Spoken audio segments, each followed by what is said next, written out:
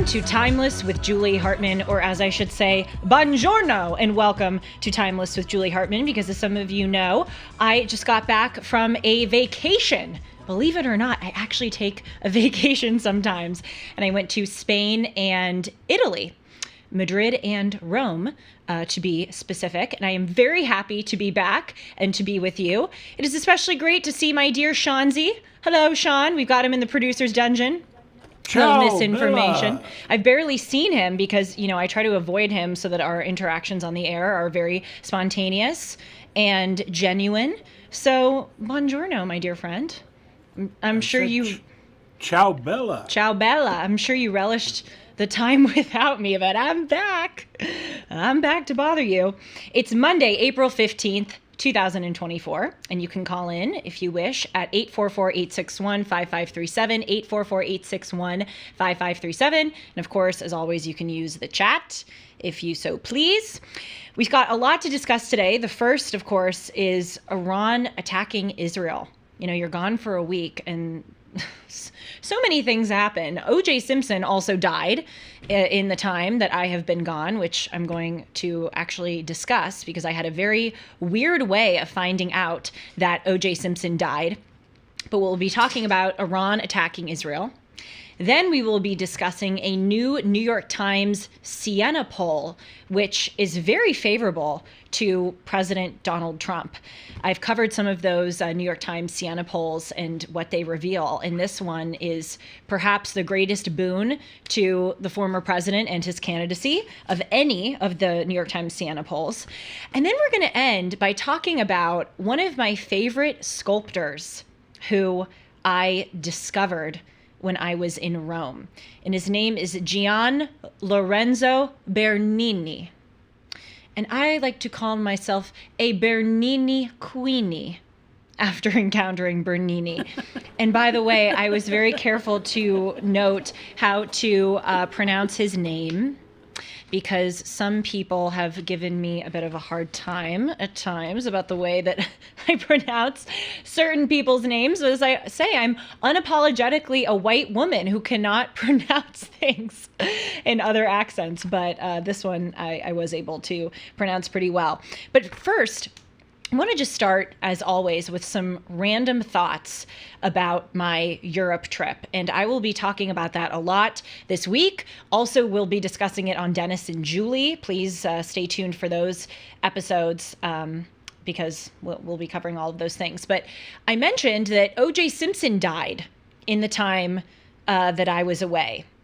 And you will never guess how I found out that O.J. Simpson died when I was in Europe. I was in the Sistine Chapel when I got the news notification.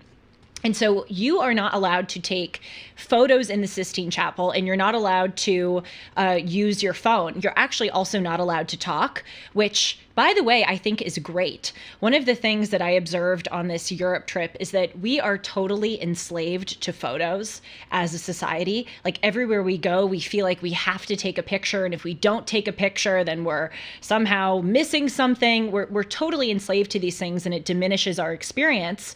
But in the Sistine Chapel, they have this great policy of no photos, which really just liberates you and allows you to enjoy that fantastic sight. So I didn't have my phone out for most of the time. I was craning my neck, looking up, experiencing and enjoying the Sistine Chapel. But I had this thought when I was there. And because I do this talk show, I love writing down my thoughts in case it's an episode or it's an insight, that I can share. And so I looked around and the security guards were not looking at me. And I reached inside my purse and I got out my phone to go on my notes app to write down that thought that I had. And right as I opened my phone, I got the Daily Wire notification that O.J. Simpson died. And I was standing there thinking, I never thought that O.J. Simpson and the Sistine Chapel would ever go together in any kind of way. Like, you don't hear those two things very often muttered in the same sentence. But it actually really changed my experience in the Sistine Chapel, learning that O.J. Simpson died. Because I was looking at that Last Judgment painting, that very famous one where Jesus is in the center and he has that big, long torso, and there's heaven on one side and hell on the other, and all these people are being cast down for their sins. And I looked up at that with a renewed kind of sense of apprehension, really. Because, when people die, like for instance, we recently learned that the late Senator Joseph Lieberman died. When we hear about celebrities or even people we know dying, maybe I'm wrong about this, or maybe this is just me, but we tend to kind of think of them as going to a neutral or positive place.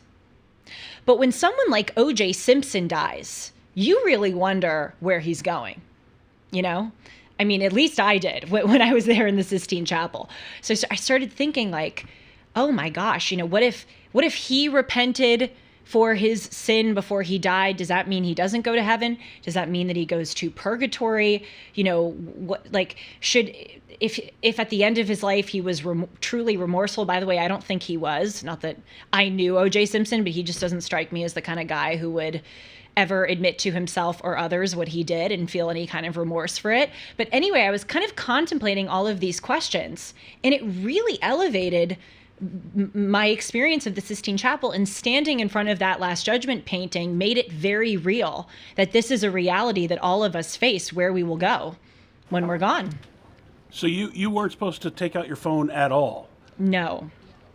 No, I had a similar experience when we were in Scotland, in the castle where they house the family jewels, the royal jewels. Yeah. And there's like a vault area, and they tell you you're not allowed to take pictures of the jewels. And the sinner in me, it made me want to take a picture, and so we tried to sneak some pictures. So how sinful did you feel when you pulled your phone out? Well, I didn't feel very sinful because it was in my purse, and I was typing down an observation that I knew I was going to forget. And I didn't, distract anybody else's experience. It probably wasn't the best thing to do, but thank God I did, because it changed the experience. It really made me think, wow, there are some people who do go to hell. At least I believe that. Over here in the States, it became meme instantaneous. I know, I soon saw as the some of news came those. out, there was so many memes that now O.J. can rest in peace, that the killer has finally been found. Or Yes, something like that. yes. I don't know. All the memes. But I think we all have a pretty good idea of where O.J. went. Yes, we do. We certainly do. Well, by the way, did you see Ron Goldman, who was the friend of Nicole Brown Simpson, who was killed that night? Did you see Ron Goldman's father's statement? It was really, I thought it was very classy. He could have said, all these expletives about O.J. Simpson and, that guy should rot in hell for killing my son. But he gave what I thought was a very elegant and gracious statement where he said, this is no loss. This is just a reminder of how long Ron has been gone. I thought that was very gracious. So that's thing number one, finding out that O.J. Simpson died in the Sistine Chapel when I was in the Sistine Chapel. And then the second observation, and all of this I'll follow up on throughout the week and throughout the month and probably throughout the year, is that I had kind of a crazy Rome experience where I met this couple, Ashley and John, who live in Rome, and they're professors of theology. They also work at the Vatican. And I was introduced to them by a mutual friend. And I met them the first day that I was in Rome. They invited me to an aperitivo, which is like a fancy way of saying a cocktail party, essentially, at their apartment. And I met them, and then the whole trip opened up as a result because they had all these fantastic people at their aperitivo. And then those people were gracious enough to invite me to these dinners and cocktail parties all throughout the week. And my Rome trip kind of turned into this amazing and very unexpected adventure with all of these people who live in Rome or who were visiting and there for events pertaining to the Vatican. It was America Week at the Vatican the week that I happened to be there. And I guess a big takeaway that I have is that I find that I am way more adventurous when I go abroad. I am way more likely to go to things that I'm invited to and meet people and kind of be more open and more adventurous. And that's an observation I have about myself, but I think it's a more general thing that's interesting to kind of unravel, that we feel, I think when we go abroad, we sort of tend to leave ourselves back, and then we go to wherever we're going. And sometimes I think we like to become a new version of ourselves. And I found this in the way that I was dressing in Rome. Like, I wore these dresses that I would never otherwise wear in America. I would go and get gelato in the middle of the day, which I would never otherwise do here. And you kind of become a different, romanticized, and more adventurous version of yourself, I think, when you're away from the confines of what you know. And it's just kind of amazing to look at that week in Rome and how that one cocktail party led to all of these other experiences. And it's worth kind of being aware of that and maybe thinking we should try to channel our adventurous spirit here where we live. We shouldn't just have to go somewhere else to be that heightened version of ourselves. I'll tell you, because some people may say, well, that's just a you thing. Maybe other people, when they go abroad, they aren't as adventurous. I think they are. But, I was talking with some friends recently I was talking with one friend who lives in Chicago, another friend who lives in Charleston, and they were saying that when my friend from Charleston is not from Charleston. My friend from Chicago is from Chicago. And both of them were saying that when they are in another city, for instance, my friend who's in Charleston, she's from New York City, she moved to Charleston. She said, like, I have so much more of an adventurous spirit that I'm living in a new city because I sort of have to make it work. And I don't know anybody here. And it's like, you can become a different version of yourself. You have to put yourself out there. And by necessity, because you are away from home, you become different.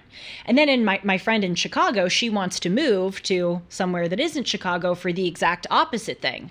Because she said sometimes, like, being in the city that you always know, being at home, you stay yourself, or you stay within the confines of and boundaries of the life that you knew. So maybe this is just an endorsement for people to move or people to travel more, but that's interesting that we feel more liberated when we're somewhere else. And oftentimes more things open up as a result. I'm seeing in the chat, Tessa Jane can relate to me about taking her phone out. Oh, suddenly a man sitting next to me hit me. Oh gosh. Well, screw that guy. That was a mean thing to do. Yeah, I try not to take out my phone in those situations, but we're all sinners, aren't we? Someone wrote, but what is hell? How long do you stay there for? What is the purpose of eternal torture? Oh, Esteban, we're going to have to cover those things some other time. But trust me, that's what I was thinking when I was there. And the final thing I'll say, at least for now, about this whole trip, apropos of Esteban's comment, is that I think people who live in Italy, and especially in Rome, really just by default contemplate those kinds of questions more, because they are literally like consuming a constant cultural diet of beauty and religion and these paintings and sculptures, etc. I mean, walking down one street in Rome, you will pass by a beautiful cathedral, or you will pass by a mosaic, or you will go into, a store that has a fantastic replica of a Raphael painting. And it was just amazing to kind of be in a place that is so soaked and drenched in religious iconography and history and art. And I think it has a way of orienting people, even subconsciously, even people who live there who aren't so fascinated by or prioritizing religion. I think just kind of being in that environment makes you more aware, again, even if only subconsciously, to those things. I mean, being in Los Angeles, you can drive blocks and blocks and miles without seeing a church or without seeing a fantastic piece of art. And that kind of worse than that, you see like 17 Starbucks and 18 McDonald's. Yes. No, I had the same feeling when I was over in Europe, that the people are much more connected to history.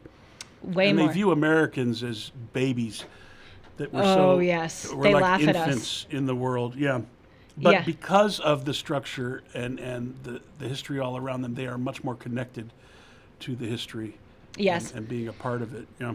Well, a final thing I'll say, and I feel like I always do that. I'm like, I'm going to make 2 observations, and then 10 more later. We should get the SpongeBob thing. 10 hours later. I'm still talking about them. But to Sean's point, when I was in the Colosseum, I kept thinking, would they ever allow this monument to stand in America? It made me think of our discussions that we've had on Timeless about Confederate statues. Because I was getting a tour of the Colosseum, and our tour guide is saying, here are the trap doors where they, opened and raised up animals to go basically eat alive these, gosh, I'm forgetting the name. Jet lag. What's the name of the slaves? Starts with a B. Gosh, what are their names? The slaves in the Colosseum.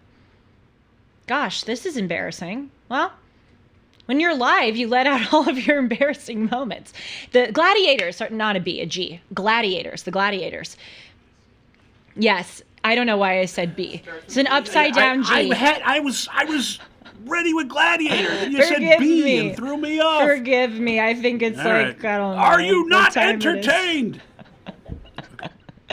Okay, but they would tell me, I'm walking around the Colosseum, they go, this is where they raise the wild animals to go fight the gladiators. This is where, the birds of prey would fall down to eat the blood. And this is where, the gladiators would stand before they had to march out and fight each other. And I was like, wow, this is so dark. But people there, like, you don't see any protests for the existence of the Colosseum, even though terrible things happen there. And it's just, what? Why are you laughing? Did you see the comment from Sue YouTube? What they're breakfast? Called? It starts with a B. Breakfast? Okay. Bravo, Sue. B is an upside down G. That's what I'm going with. And jet lag. No, but seriously, I thought, like, would this place ever exist in America? People would be like protesting it. I don't know.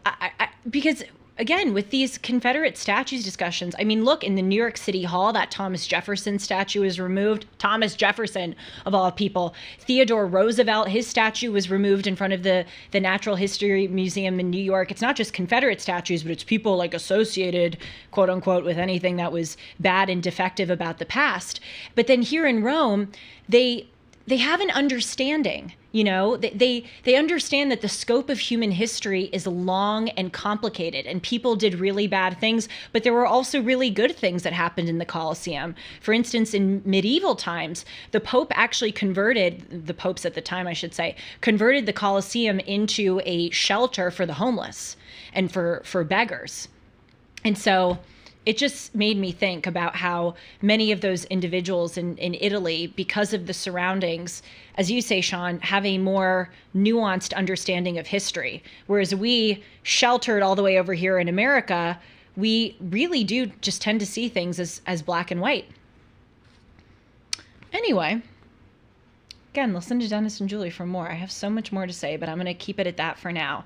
Let's talk about Iran and Israel, because that, in addition to O.J. Simpson, was one of the big things that happened when I was away. So, as some of you probably know, this past weekend, Iran launched 170 drones, more than 30 cruise missiles, and 120 ballistic missiles at Israel.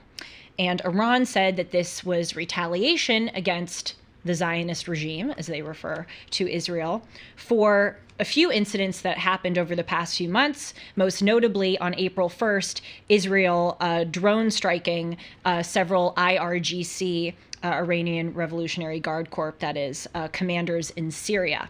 And then also in December, Israel also carried out an airstrike, killing several members of the IRGC in Damascus. So Iran is saying that it was retaliation for that. Luckily, over 99% of those drones and missiles fired from Iran into Israel were shot down or intercepted, even many before they entered Israeli airspace. Not only did the Iron Dome system in Israel carry out those shoot downs, but also the United States, the United Kingdom, and France came to Israel's aid. We, for instance, sent several defense destroyers to aid Israel.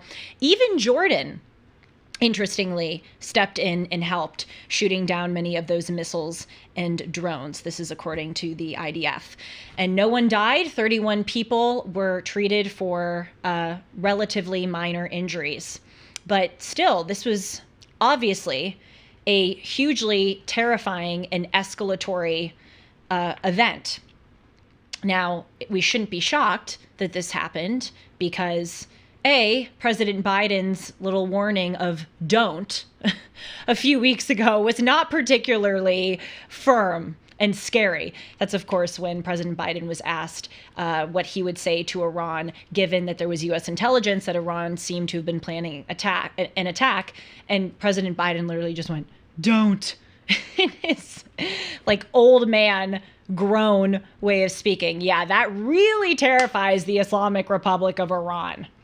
So certainly not shocking given President Biden's weakness, and also not shocking given that President Biden over the past few months, both before and after the October 7th massacre in Israel, which Iran orchestrated and financially and otherwise supported, President Biden lifted billions in dollars of sanctions and unfroze billions of dollars in assets which went to the Iranian regime.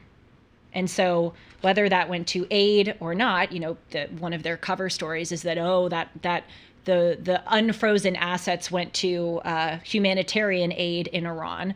Well, Iran can spend that however it wants. And even if it went to humanitarian aid, it freed up billions of more dollars for the Islamic Republic of Iran to carry out their activities. So none of this is shocking. I suppose what is continuing to be shocking is that there are many people who are standing behind President Biden and are nevertheless going to continue to vote for him, even though both domestically and internationally things have turned out to be a disaster since he has taken office. Putin invaded Ukraine. We had the disastrous Afghanistan withdrawal. China has been very much upping the ante with regard to their military exercises and their rhetoric with Taiwan. For instance, President Xi of China said at the 20th Party Congress in October that the reunification of the motherland will be achieved. North Korea recently rewrote its constitution to say that it will reoccupy, reclaim, and resubjugate South Korea.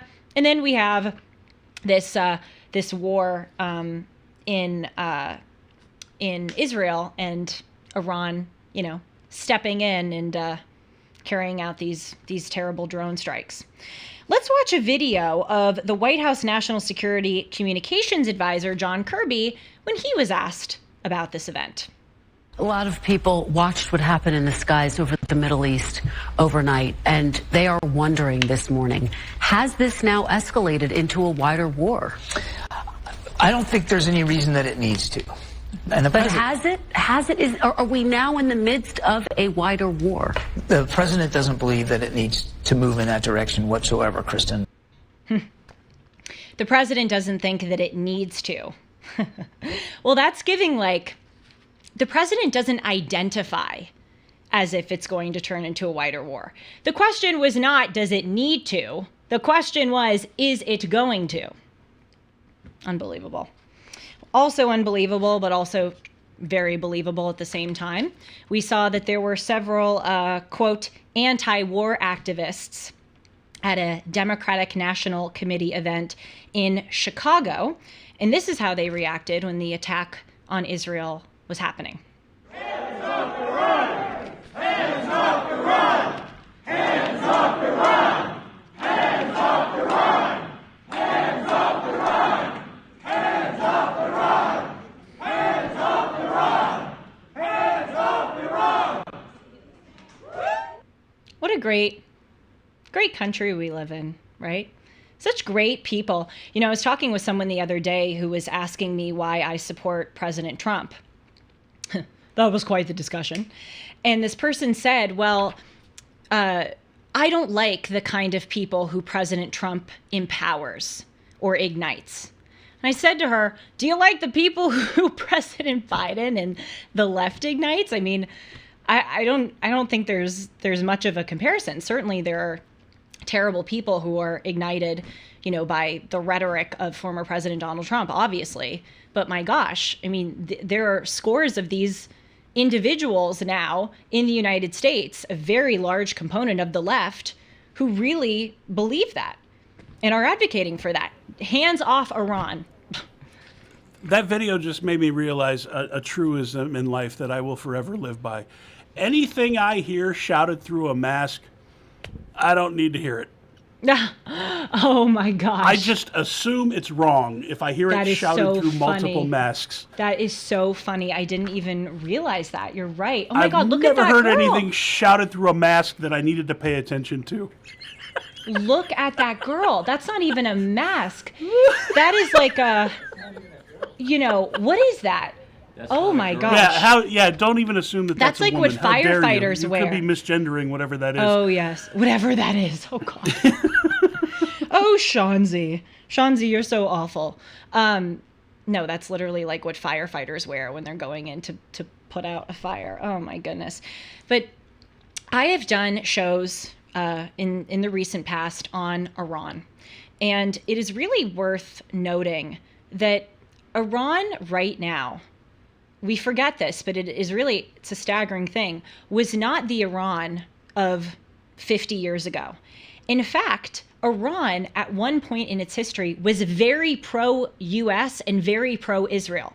That's a larger discussion that we can have about the overthrowing of Mossadegh in 1953. The CIA was a part of that, and then the Iranian Revolution in 1979. But it shows you how spectacularly useful the about face, or the turning of Iran from a pro-Israel, pro-Western, somewhat democratic country to a vehemently anti-Western, anti-Israel country, how spectacular that has been for the axis of evil, for all of the powers around the world conspiring and carrying out horrific acts of evil all around the world. Now we have North Korea, Russia, China, Iran, among others, all acting together. And it makes us wonder, we have to watch out to make sure that this doesn't happen in other countries. One of the countries that I profiled is Turkey. I would not be surprised if Turkey moved more in the direction of Iran. Turkey is a sort of de facto member of the European Union. It is a member of NATO, although they have sort of stepped up the rhetoric with regard to how they don't feel so enamored with their fellow NATO countries. And after October 7th, I wrote an article about this in the American Mind about how Turkey, and under President Erdogan, has turned very much anti-Israel. After October 7th, they were waving Hamas flags and chanting free Palestine in their parliament. And many of the Sunni Muslim majority population in Turkey are obviously very anti-Israel. So it's amazing. It's just amazing to see how much that turning of Iran has really been a potent accelerant to the evil all around the world. All right, with that covered, let's quickly talk about my pillow. Let's go to something light as we're discussing the Islamic Republic of Iran and the exporting of evil. As many of you know, I use a lot of my pillow products, and you can get them at a huge discount too if you use the promo code Hartman. And right now, my pillow is having a $25 extravaganza. You can get 2-pack multi-use My Pillows for $25, My Pillow sandals for $25, 6-pack towel sets for $25, brand new 4-pack dish towels, you guessed it, for just $25. And for the first time ever, premium My Pillows with all new Giza fabric are just $25. That's an amazing deal. Orders over $75 will get free shipping. Just go to mypillow.com and use the promo code Hartman, or call 1-800-566-6745 today and use the promo code Hartman. Shanzi, people are loving your mask quote. Someone is writing. I'm telling you, I'm trying to think of any situation where anything yelled through a mask I need to pay attention to. Yes. I'm trying to figure it out. Maybe if a building was on fire and there were firefighters saying, you need to leave the building, maybe I would pay attention to that. Other than that, if I hear it through a mask. But you know what? They do it as yes, a virtue signal, but also it's become like a political symbol. You know how Dennis says if you think that men and women are the same, or what did he said this recently? He said, like, if you think that gender is a social construct, I know what you think about Hamas, or I know what you think about immigration. He's like, and it's so true. And it's not always the case with people, obviously, but if you kind of know one of their views, sometimes you know many other of their views. That's how I view people who still wear masks. And that's how they want to be viewed. That's what they're trying to communicate. Like, I am a resistance, COVID, pro-vax, pro-immigration, anti-Israel, anti-West chick, if we can say that. Maybe if I heard, This is a robbery. Everyone get down. I would listen. But Forgive me, live people, as I'm getting some water, but no, I could talk more about You're how I don't want to dehydrated listen when to you're people traveling. wearing masks. Andrew wrote, I'm considering a trip to Italy for my next trip. Do you recommend it? Oh, Andrew, do I recommend it? Is the sky blue? Of course I recommend it. You know what? You should email me, Andrew, and I'll give you recommendations of places to go and not go. I love how I said not go, like there's any place I went that I wouldn't go to. Actually, there is one. I did a walking tour of the Forum. Don't do that. Don't do that. It's not worth it. First of all, Why not? You're stepping on these uneven stones. And so you can't even look around because you're trying to watch where you're going. And the ruins are just ruins. Like, it was the Forum of, thousands of years ago during the Roman Republic. And if you're a really big history buff on that, I guess it's cool to see. But there's like half a column with grass on it. And so you're watching where you're going so that you don't fall over. And then you're just seeing columns with grass. I would not do that. I would skip that. You know what Dennis always says? What? If you've seen one ruins, you've seen them all. That's right. It's so true. And then someone wrote, did you prefer Italy or Spain? Oh, that's a whole other episode. Definitely Italy. Now, I didn't go to Barcelona. This was my first time in Spain. I went to Madrid, and then we took a day trip to Toledo, which was amazing. Everybody should go to Toledo. Ohio? No, Spain. Is there? Yes, there is a Toledo, Ohio. Oh my gosh, Sean teaching me things. Honestly, I found Madrid to be very commercialized. I found it to look very much like other parts of Europe. And a lot of the streets had like McDonald's and KFC. I found Madrid to be not as remarkable as other European cities. I love how I'm speaking like this. Like, I know I'm sounding like I'm super well traveled. Madrid is great, but at your age, you are well traveled. I am well traveled. So for my the big age, you're question right. is, do you prefer tapas or aperitivos? Tapas, because I can eat tapas.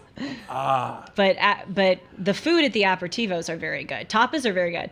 I had paella. Excelente. I brought back some of my high school Spanish. Oh my gosh. That was bad. They were all laughing at me, as they should be laughing at me.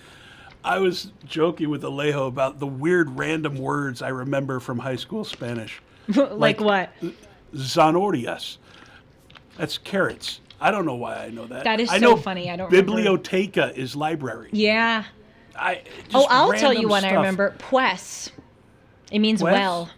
Pues. Because I remember there was this girl in my Spanish class, and she wanted to sound really authentic, and she was always like, pues, mi amiga es tonto. Pues. Like, it's like, come on.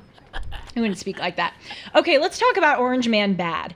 Orange Man Bad turning into Orange Man Good. And presidency is turning into Orange Man was actually way better than ice cream eating Joe Biden. Arananjado hombre malo. What? I don't know what he's saying. One From more time? Spanish, arananjado hombre malo. Oh, I heard hombre malo. All right, I got it. Orange Man Bad. Orange Man Bad. So, New York Times Siena poll. I love how much this guy is cracking himself up. I'm happy for you, Sean. A New York Times Siena poll that was conducted April 7th to April 11th. It surveyed 1,000 people. Determined that, God, what's orange in Spanish? Orange hombre. Terrible. That's It's the not fruit. so Is it terrible. the same, Alejo? Is the color the same as the fruit? We have a Colombian Arananado? producer, for those who don't know who Alejo is. There are two ways to say it. The first one is, you can say it either anaranjado. Arananado? Oh, I always or struggled with that one. Naranja. That's another way to say it. Naranja. Naranja. Okay. Well, the New York Times Siena poll is saying that this hombre is not such a bad hombre. He is a good hombre. Here's the headline of the New York Times article. Can you believe the New York Times is writing this? I can't. Actually, I have a theory as to why they are, which we're going to get to. Here's the headline. 4 years out, some voters look back at Trump's presidency more positively. Well, no blank Sherlock. Funny you should say that, New York Times. The first paragraph, they go on, quote, views of Donald J. Trump's presidency have become more positive since he left office, bolstering his case for election and posing a risk to President Biden's strategy of casting his opponents as unfit for the presidency.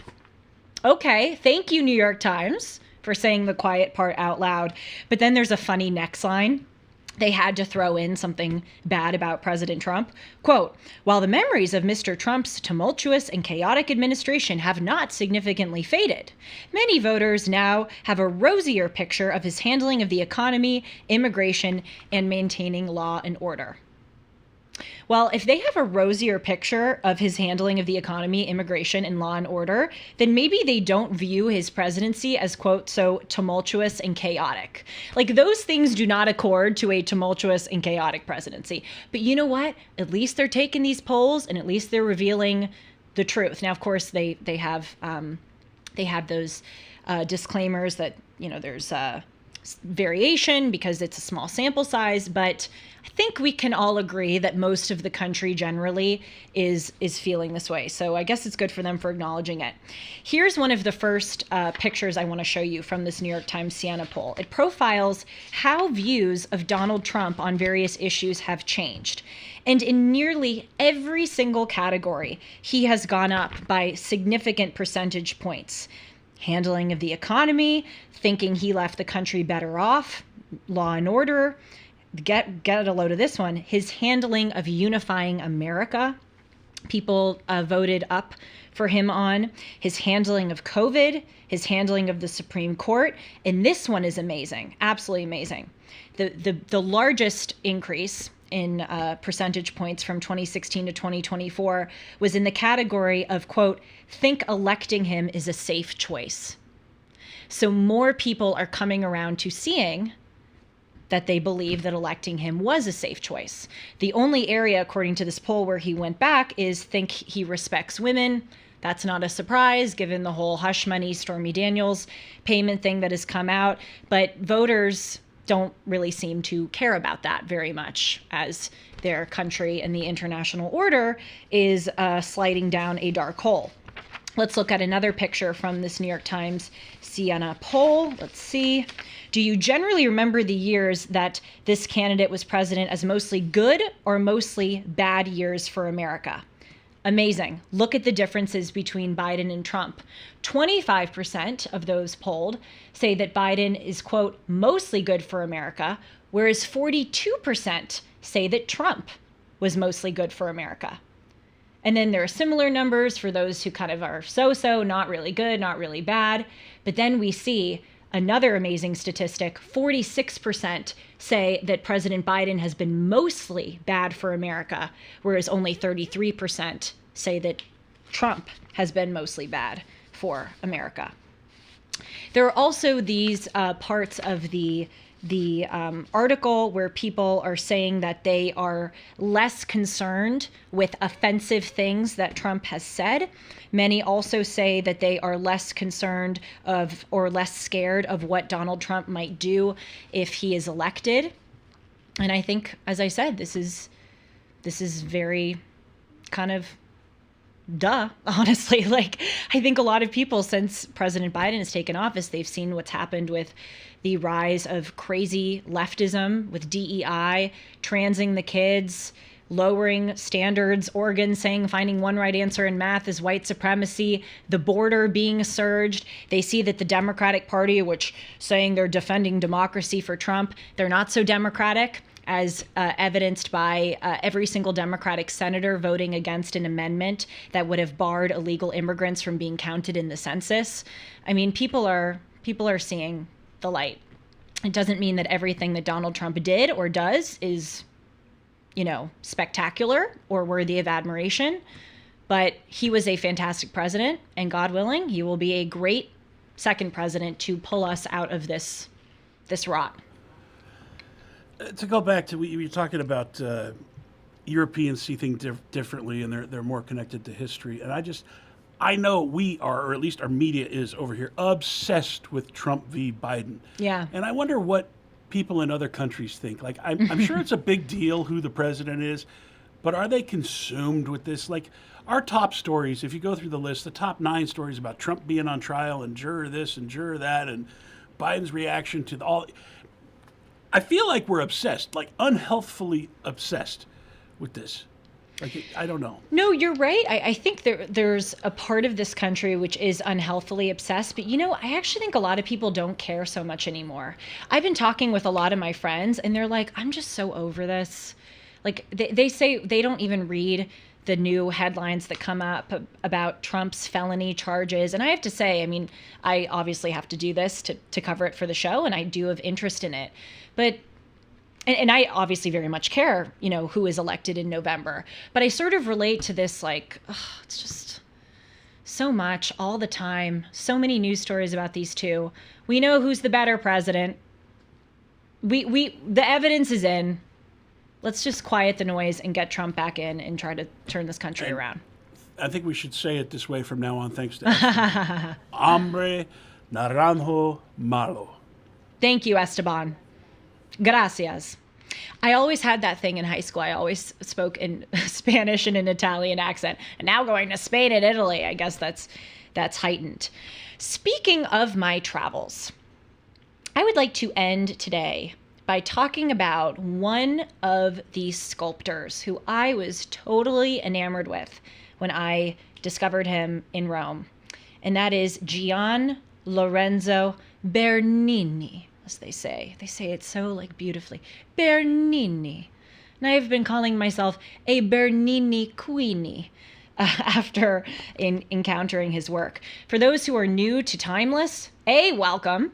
B, as you can probably tell, we cover news and politics in this show, but it's also really, really important to me to cover things and talk about things that have nothing to do with news and nothing to do with politics, that are just cool aspects of life that I think that everyone should know, because we are a disenchanted country.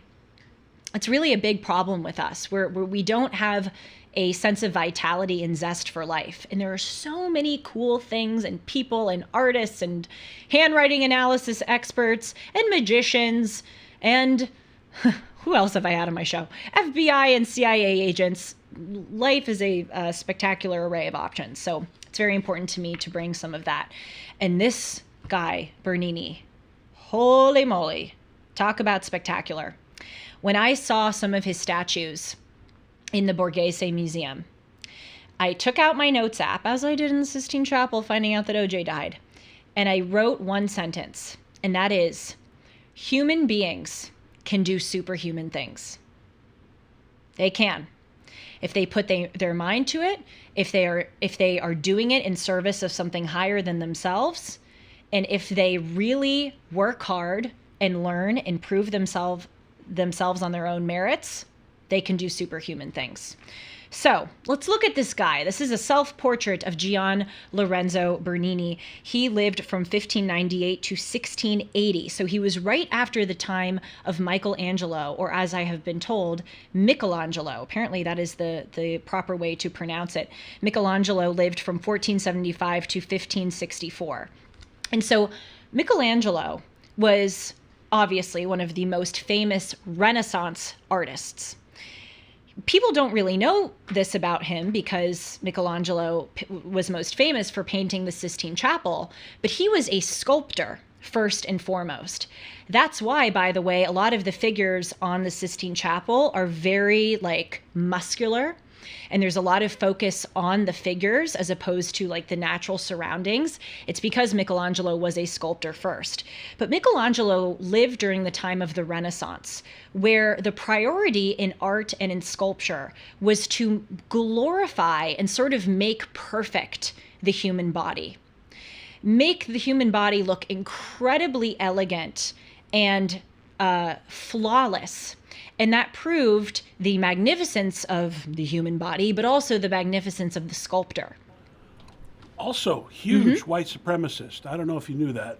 Oh, yeah. Michelangelo, Right. huge white supremacist. Oh, you know what's so funny? Sean is referencing a clip that we played on this show of Robin Robin DiAngelo DiAngelo, yeah. saying, Oh. when you go into the Sistine Chapel, it's the epitome of white supremacy. And she goes, who's that God in the center touching David? It's touching Adam. Oh my gosh. But you know, it's funny. When I was in the Sistine Chapel, I thought of Robin DiAngelo. I thought, why am I thinking about this lady in this holy place? And then OJ died, and I saw that OJ died. I'm going, why am I thinking about OJ in You this? traveled with such interesting companions. I know. I know. I was looking up at God reaching out with Adam, and I thought of Robin DiAngelo. 21st century experience of the Sistine Chapel. But, you know, so Michelangelo, this is really important, the distinctions between Bernini and Michelangelo. Bernini was heavily influenced by Michelangelo, and he was called the Michelangelo of his time.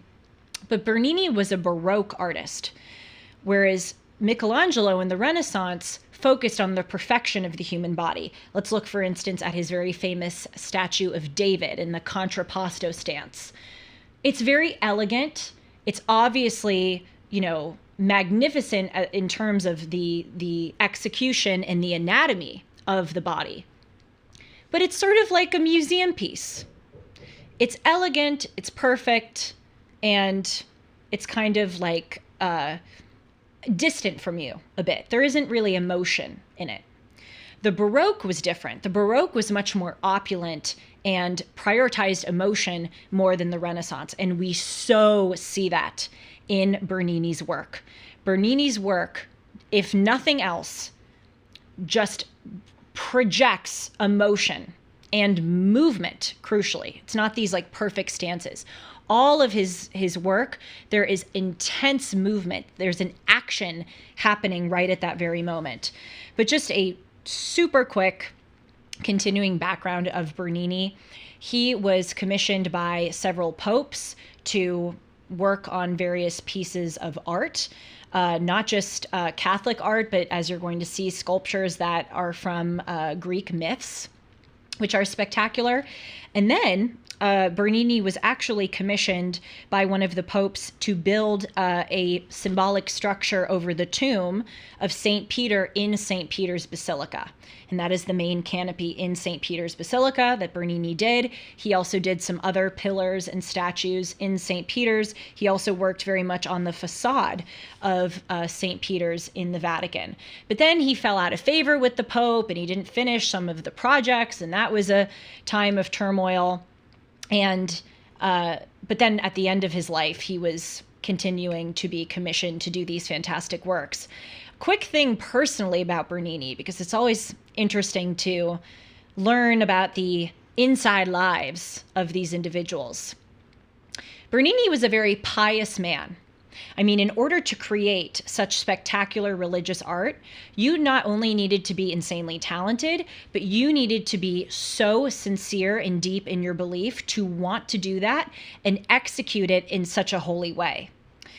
But Bernini was not without his unholy moments. For instance, he was having a relationship with a woman, and he found out that his brother, Luigi, was also having a relationship with that woman.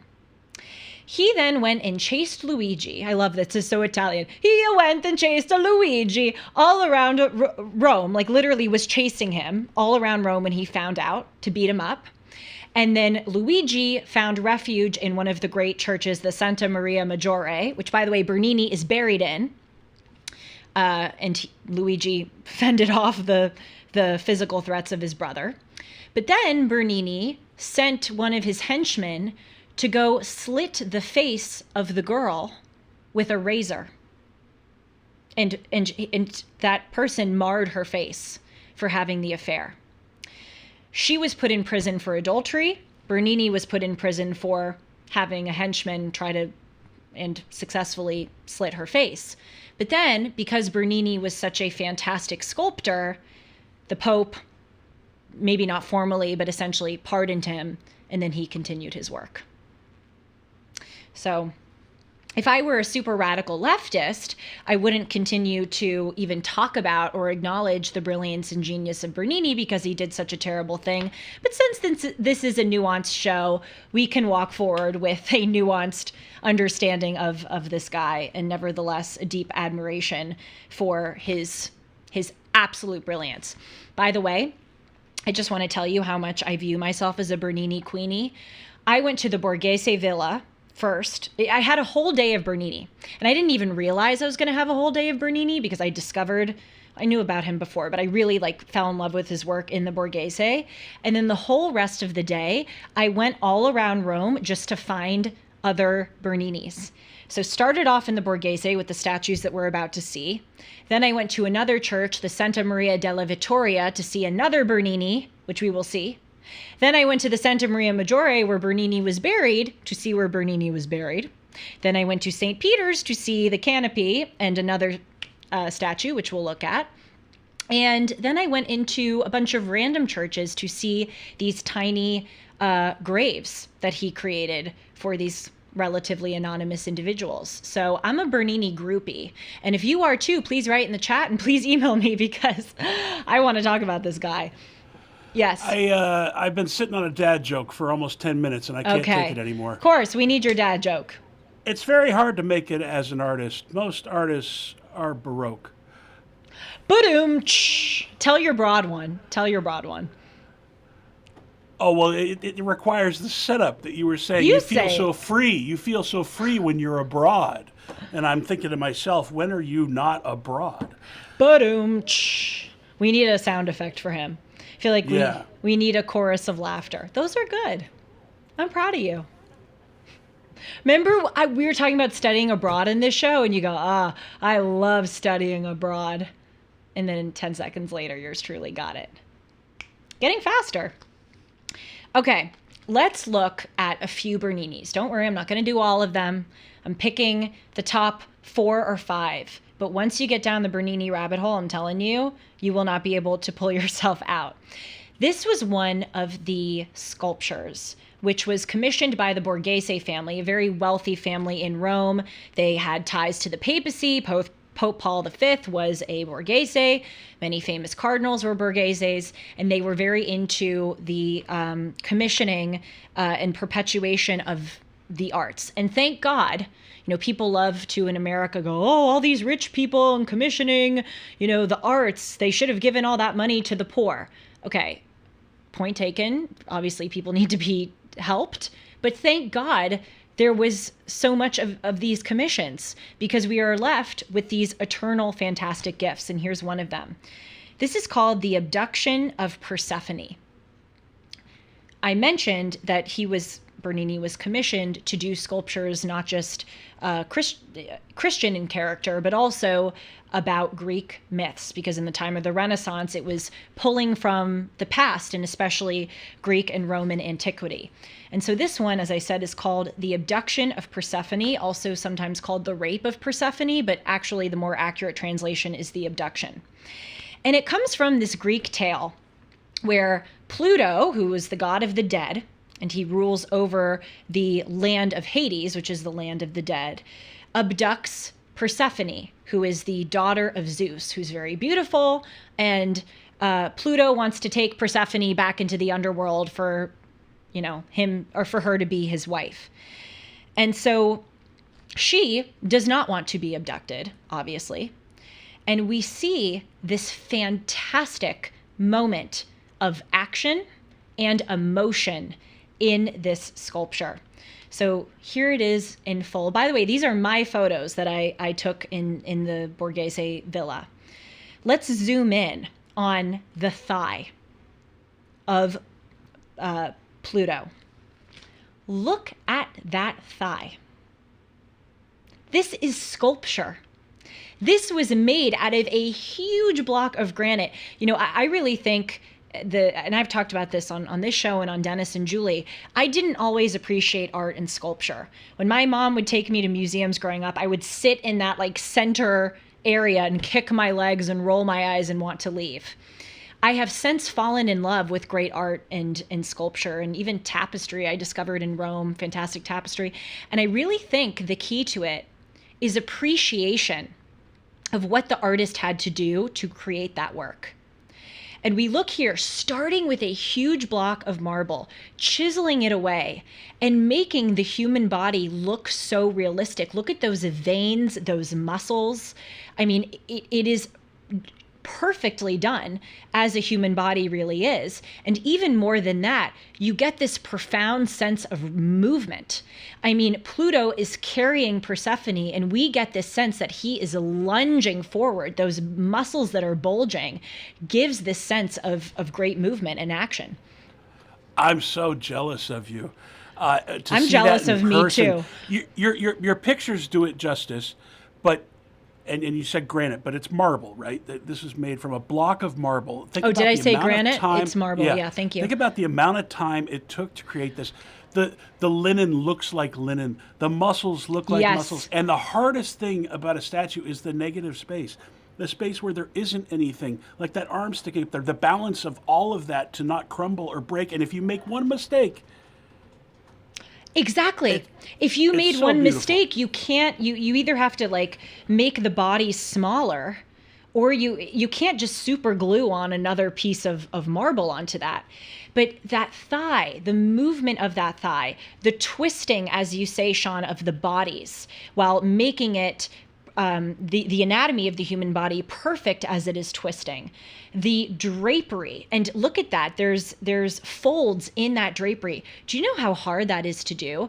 And by the way, as much as this is an artistic feat, it is also a structural feat, because this marble is incredibly heavy. So he has to be very discerning and careful with how much drapery, how much is chiseled, weighing it.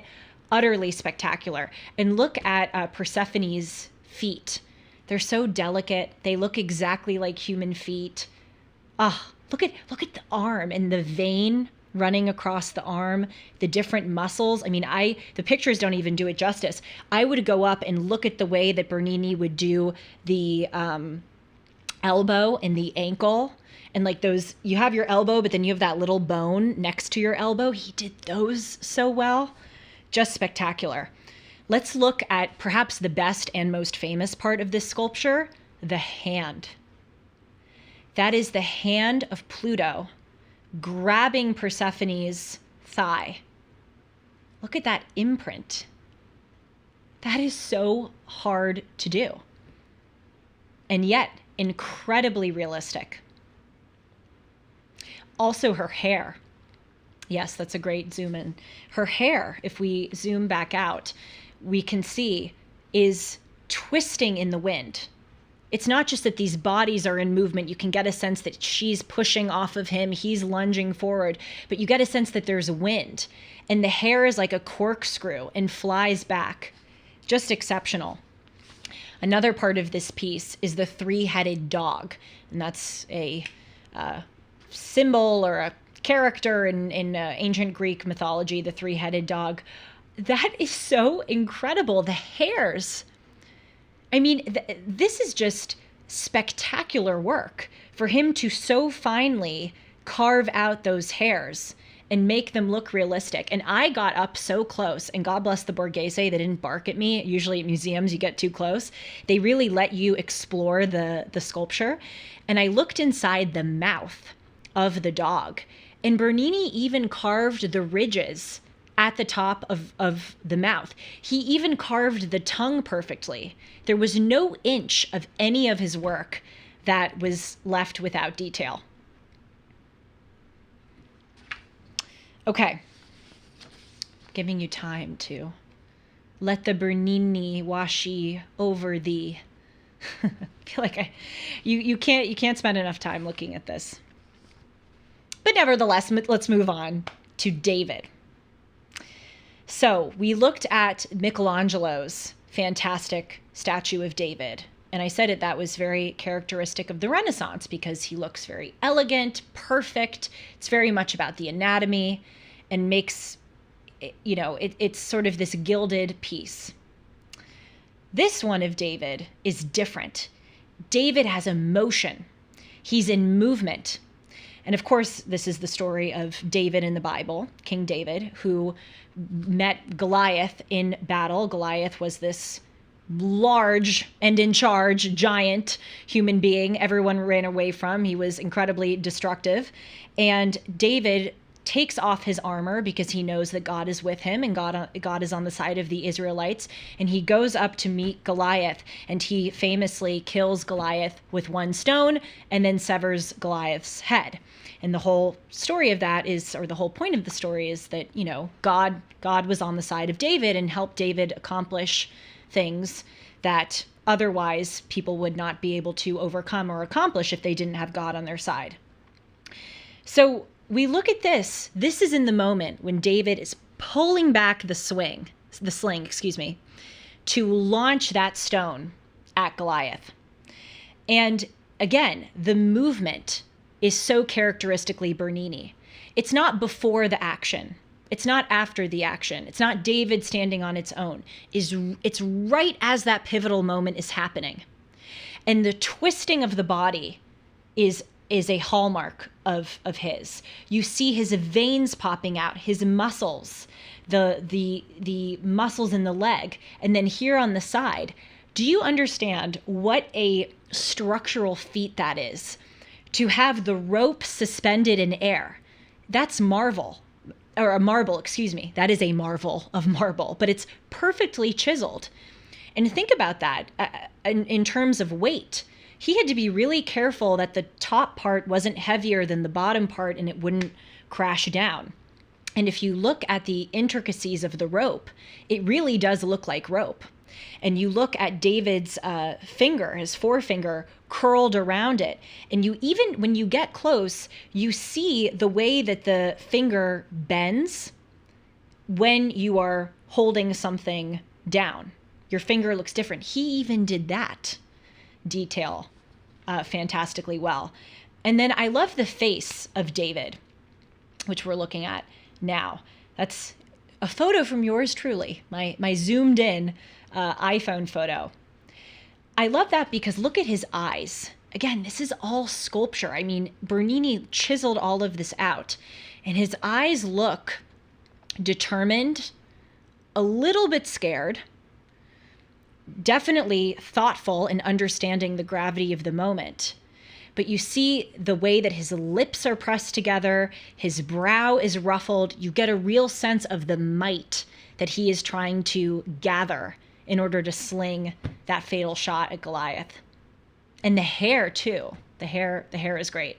But you see how different it is from Michelangelo's David, which is very perfect, and you don't get a sense of emotion in David's face. This is a real sense of what that moment, that very famous moment, was like. Pausing. Someone is writing, it's astonishing. Totally agree. Someone also wrote, this level of artistry doesn't exist today. I mean, amen to that. People don't have the work ethic, patience, dedication, and inspiration of the transcendent to achieve this. I totally agree with you, and especially the last part, inspiration of the transcendent. Let's go on to Apollo and Daphne, another fantastic one. That's a Greek myth. So this was one of my favorites. I would actually say that this was my favorite in the Borghese. And the story is that Apollo, who is the god of music and poetry, ticks off Cupid, the god of love. He insults Cupid in some way. And so Cupid decides to use his powers of love and lust to exact revenge on Apollo. And what he does is he pierces Apollo with a gold arrow to make him fall in love with this nymph Daphne. And then, because Cupid was being vengeful and wanted to play a mean joke on Apollo, he pierces Daphne with a lead arrow, which had the effect of making her totally repulsed by Apollo. So Apollo is utterly in love with Daphne. Daphne is totally repulsed by Apollo. And this moment is capturing when Apollo is running towards Daphne, trying to grab her and get her, his love. And Daphne is so repulsed and reviled by Apollo that she calls upon her father, who is the father of the river and of nature. And she calls upon her father to help her transform into a tree. So she is leaving human form and becoming a natural form to escape Apollo's grasp. So this is the moment when Apollo just has his hands around her, and she in real time is transforming into a tree. So we can see in these pictures the bark. We can see the twigs. If we look at the photo of her feet, which is picture 11, we can see that as she is stepping up, her toes are becoming roots in this tree. I know you have been circulating some photos of the faces and the branches, but we can see that underneath Daphne, this is picture 12, the tree is growing and sort of lifting Daphne up. Yes, that's it right there, to get away from Apollo. Also, as Sean observed with the first statue, that drapery is so great. You get the sense of the wind. It's like floating in air. Oh my gosh, it's just a fantastic, fantastic statue. I'll read to you the poem from the Roman poet Ovid describing this moment. And then as I'm reading it, you can really enjoy the statue all the more.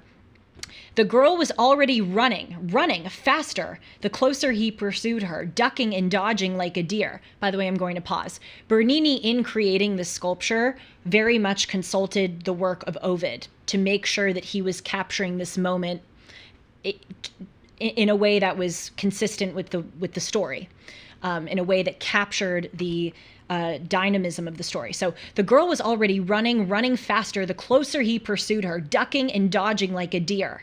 His hands reached and grasped at the air as it closed behind her. She ran like a naked hare. She felt his hot breath crawling on her shoulder as the river flashed into sight. Her father was its god, and she screamed, "Father, save your daughter. Let the green earth cover her." She soared as skin taut across muscle gnarled. Fingers and toes multiplied and divided into branches, roots. Her flying hair thickened into a storm of leaves that slowly settled as all that had been Daphne changed into laurel. At the exposed heart of an open field, the tree swayed gently in a gentle wind. Apollo ran his hands along the boughs and kissed the slender trunk, hearing her pulse die with his. Wow. Yes, Shanzi. I think this is amazing. This is the origins of environmentalism. Apollo was the very first tree hugger. Yes, he was, apparently. That is so funny. I love that. Yep, it's so cool. What amazing stories. You know, all of us should read more Greek mythology just for the drama. What an inventive way for them to describe escaping the advances of a guy who you're not particularly into. Just call on your river god dad and turn into a tree. Yeah, that was my favorite one. So as I said, I went to the Borghese, I saw all of these Berninis, and then I became a Bernini queenie, and I had to go around to the whole city and see the rest of Bernini. And so I found this church called the Santa Maria della Vittoria in Rome. And there is a very famous statue there of Bernini's called the Ecstasy of Saint Teresa. And not only is that statue one of his most famous because of the spectacular artistry, but it's also one of his most famous because it's a little saucy, shall we say.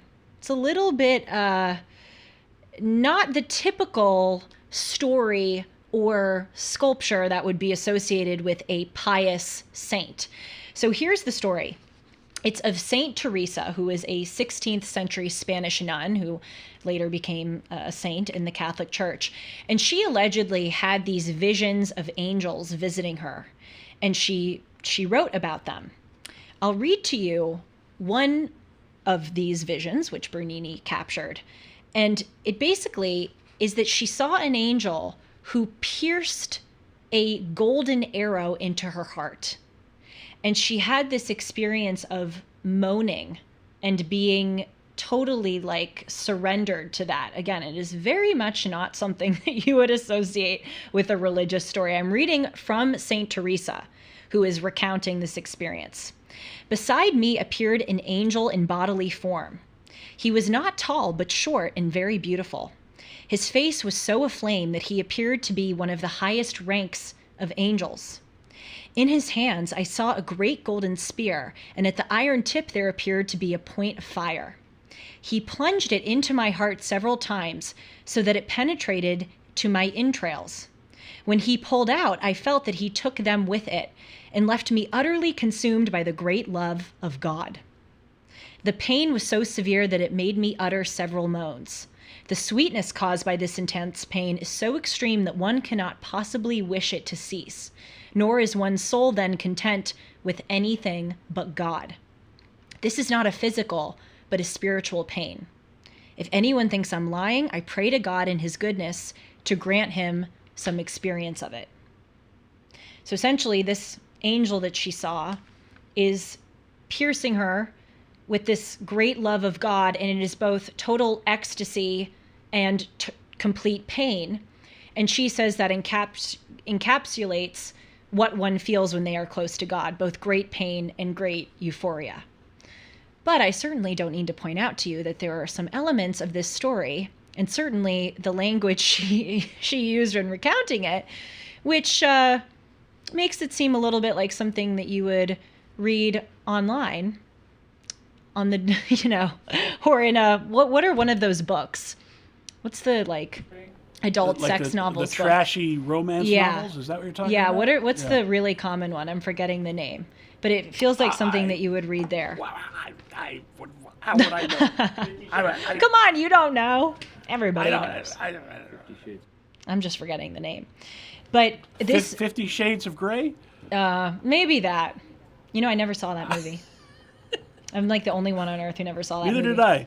Good for you. We're good Catholics. But, this is a really remarkable moment in the history of the church, because Bernini was commissioned to do things like this. And boy, he did them in his way. I mean, if you look at this statue and you zoom in on Saint Teresa, she's having a moment. It's an emotional, sensual, sexual statue.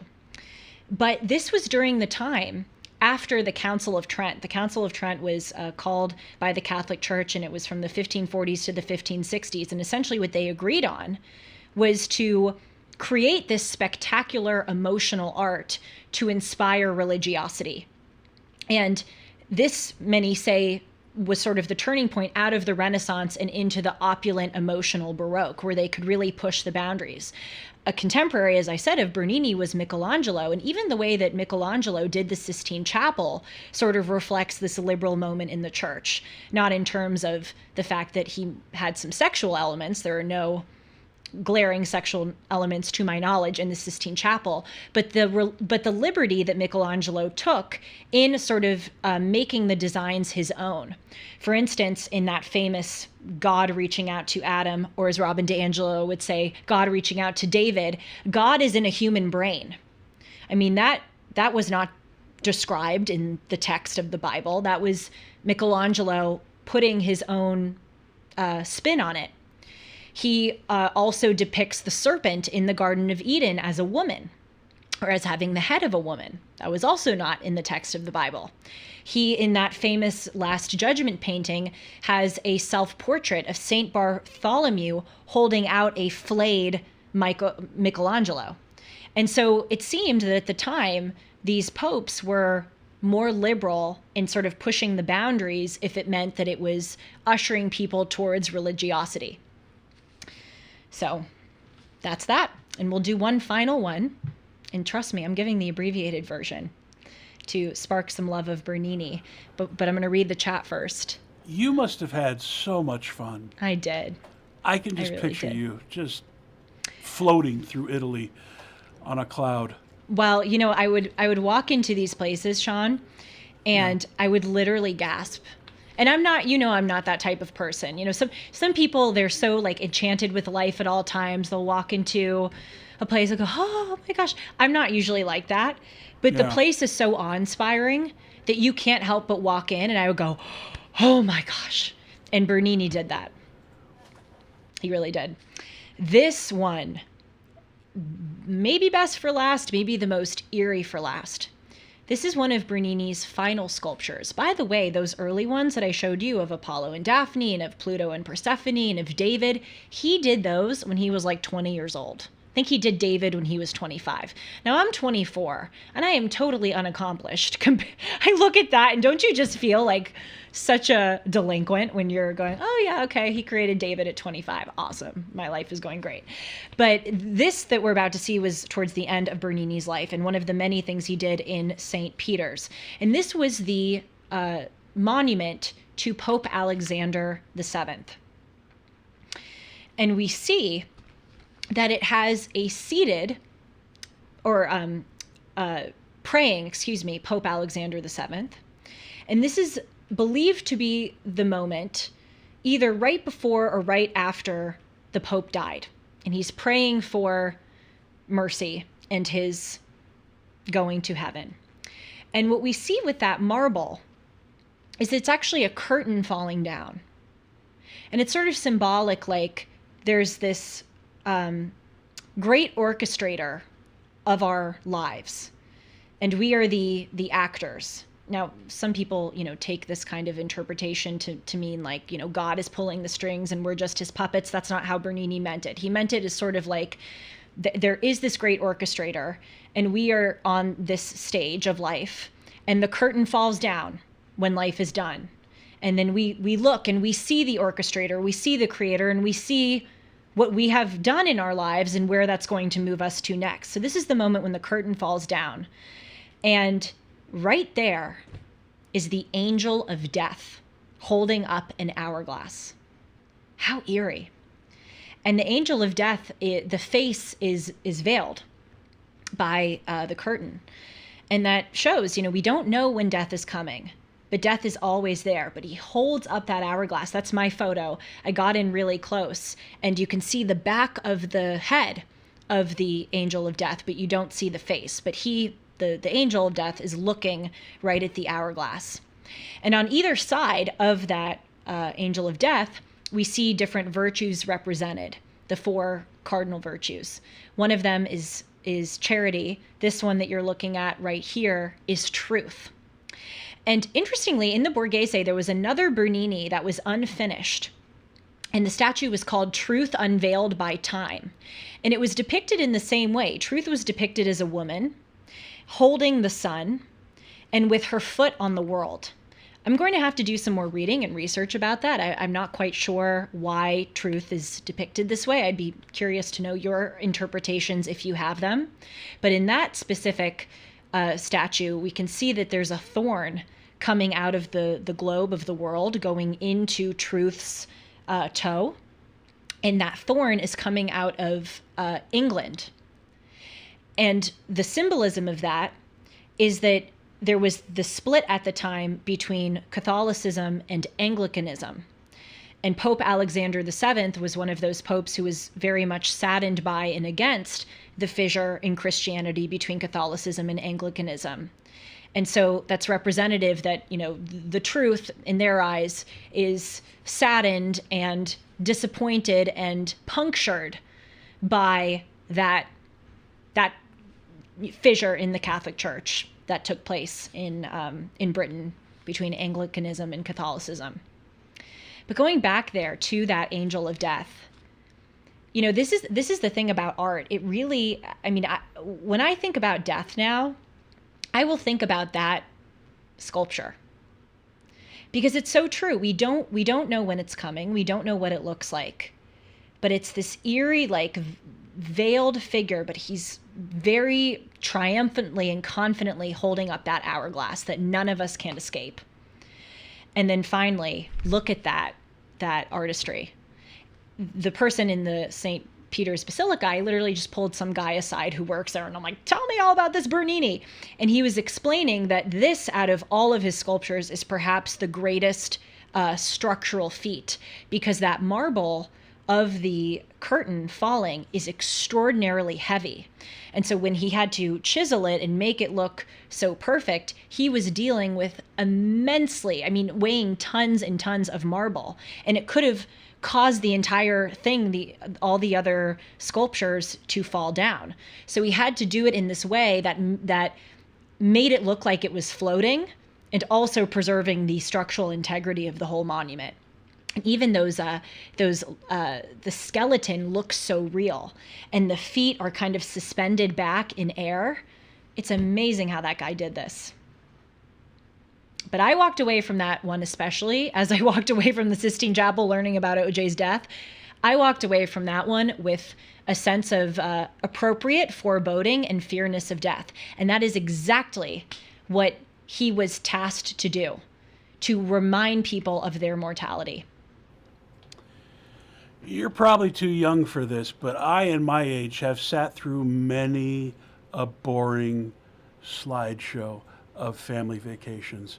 It used to be when people would come back from a Really? trip, they'd invite you over for dinner, and then you'd have to sit through the slideshow of all their shots afterwards, and it was torture. But you made that come to life. It was I so hope so. interesting. Well done. Well, thank you. I'm so glad that you think so. Oh, yes, there's me. I wanted to throw in a little photo of me. There's me in front of the hourglass thing. That was really cool. I told people to listen to my show. They were taking photos of me, and then they're like, what do you do? And I'm like, Timeless with Julie Hartman. You'll see your photo. So maybe the Dutch couple who took the photo is listening. And then I don't know if you put it up, but there's another one of me in front of the Ecstasy of Saint Teresa and the Santa Maria della Vittoria. That one is a good one. It's picture 14. Yep, there's me. That really helps with the scale of it all. Yes.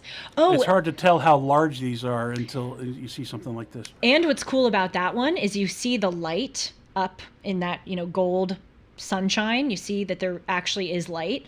Bernini thought about this very carefully. There's a window up there on the outside of the church that he placed there so that there would always be sunlight coming through, and it would illuminate and dazzle the gold. A Bernini Queenie. More to come on Bernini and so many other people. This is just round one, but I hope that you enjoyed it. I can see from the chat that many of you have. I'm so delighted. And for those of you who are writing about a future or a trip to Rome or desiring to go to Rome, please email me at julie@julie-hartman.com. I'm happy to give you my recommendations and inside tips, but the biggest one is skip the walking tour of the Forum. Not worth it. See you all tomorrow, 1 o'clock Pacific, 4 o'clock Eastern, right here on the Julie Hartman YouTube channel. I look forward to it. Take care.